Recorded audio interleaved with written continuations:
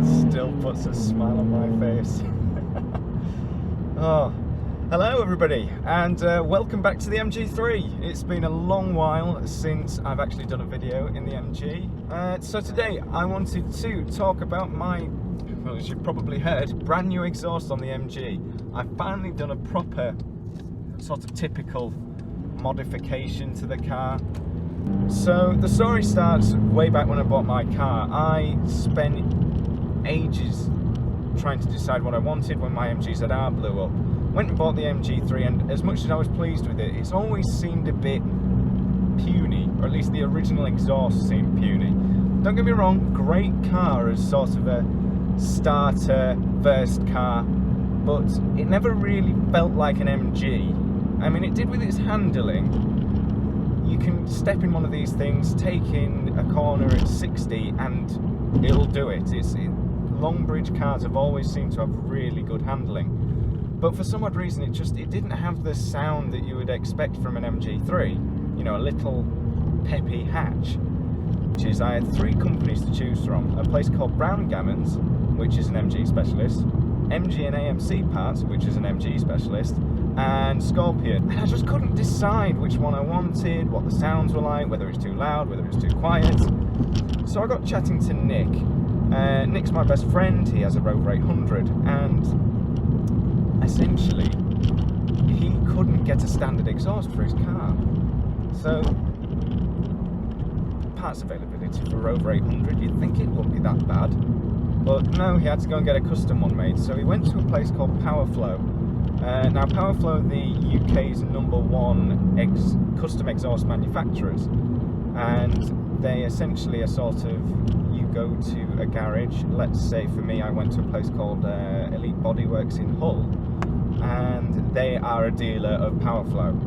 So Nick got his made up, and after my long arduous journey of trying to find out which exhaust I want, which exhaust I don't want, Nick one evening turned around to me and said, "Why don't you just get it custom?"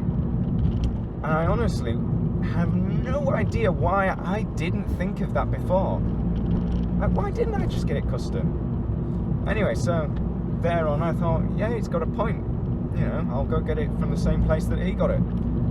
So I booked an appointment and I took the car in on my free day off last week, and I thought, this is going to be great. I'm finally going to have an exhaust after 2.5 years of owning a car that actually sounds meaty, you know, it sounds like an MG. So what happened was I took it in, I then went and thought, how long is it going to be? I'm stuck in Hull now for a few hours. So I went and walked all the way into the centre of Hull and all the way back out, which took me 3 hours approximately. Lo and behold, by the time I got back, he had fabricated and fitted the full exhaust. You know, it was 2.5, 3 hours, and he'd done it. And it was brilliant. 360 quid. 360 pounds, that was cheaper than the off-the-shelf exhausts. Yes, it might not have as much power as the other ones, and it might not be as, well, I don't know, just might not have as much power, but it doesn't half sound good. Oh, it sounds great. The guy who I went to see to get it done, Rob, I said to him, I really, really want something that doesn't sound chavvy. You see all these people in the modern Corsas or in a Golf or something, and they've got an exhaust the width of your face, and it just sounds awful and it looks awful. So I said to him, I want something that looks like, hold on, get out of the way, pheasant alert. I said, I want something that looks and sounds exactly like if the MG3 was a hot hatch from the factory. And he's done it great. He's essentially taken the massive single box out of the original exhaust, taken the rest of the exhaust off from the cap back, and put in a small stainless silencer around here-ish, I think. And then from there back it's straight pipe stainless, and it's not too loud, but it's not too quiet. I've got a couple of clips here to show you. So first off is this one.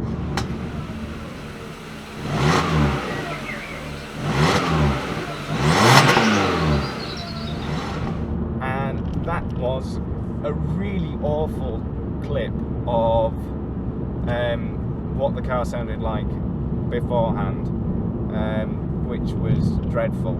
It sounded really bad, actually. Well, I mean, the problem is that that clip sounds bad. I shouldn't say the car didn't sound bad, but that clip was dreadful. And obviously, this next one is an after clip of, or two clips, filmed by one of my best friends, George. And this is how it sounds now.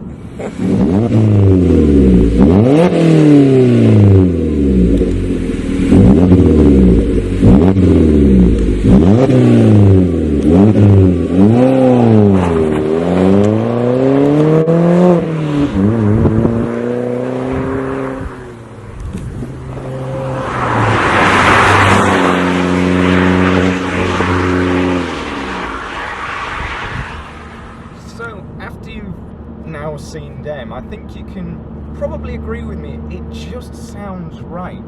It's not overtly loud, it sounds sporty, it sounds meaty, it sounds better. I wanted it to sound sort of similar to a A-series engine, you know, sort of raspy, low, so that it only really sounds at low revs while I'm driving it. It also, the great thing about it is it doesn't encourage me to actually drive fast, because I can't hear it at high revs. I just want to hear it when it's going like that. And for £360, I think it's brilliant. Really consider Powerflow if you're going for an exhaust, especially for an MG3. It's just the little 1.5 unit in this car. It's maybe underpowered, it's maybe a bit lumpy, but if you put the right equipment on it, it can go well, it can sound good. I've now got a ITG air filter and the HT leads, which we saw in a previous video, now fitted to the car, and all in all, it's a smoother running, better sounding, better going car. If you'd like to obviously have a look at their website, I've linked to their website below. Thank you very much to Elite Bodyworks for doing my exhaust. Okay, so I've just got a few last little amendments before I lose so much light that I won't be able to actually record anything. This isn't to do with the exhaust or anything, but it's actually to just do with the channel in general. So if you've sticked around for the majority of the video, then hopefully you can just stick around for a few minutes more. I just wanted to add this few bits on the end. So if you've read, should I say, on my Drive Tribe, just hold on. Oh, that sounds so good. Sorry, I'm getting carried away with myself again. So if you've read on my Drive Tribe, linked to the top of my profile there at the moment is I'm trying to rebrand both my YouTube channel, which is currently just my name, and an epic journey, which is my tribe on Drive Tribe. Whoa, okay, let's just pause it right there a second, because we're 9 minutes in and I don't know whether you can see that we've got another 11 to go. So I'm just gonna quickly finish off this video with a short outro video. So I really hope you enjoyed that. The exhaust I'm really happy with, but what I wanted to mention at the end of that, what I was filming, was that the channel has now been rebranded. What I was going to ask was your opinions on what I should call it, but I've finally thought of a name after about 2 years. So we're now called Maverick Motors, which I'm really happy with. I think the branding really sticks. The new logo and the YouTube channel, and now that they link, now that my YouTube channel and my Drive Tribe now both have the same name, so I just over the moon with the fact that they now can be linked together. And the other thing I was going to say was that I now have some new content coming. Now that we're coming out of lockdown, obviously I can make a bit more proper, normal videos. And the first one's coming up in the next few days, which is a filming shoot that I actually did last Sunday just gone with a chap called Kieran Reid from Life on Cars. I'll link his channel in the description. And then next month I've got a car show, my first car show of the year, which I'm deadly excited for.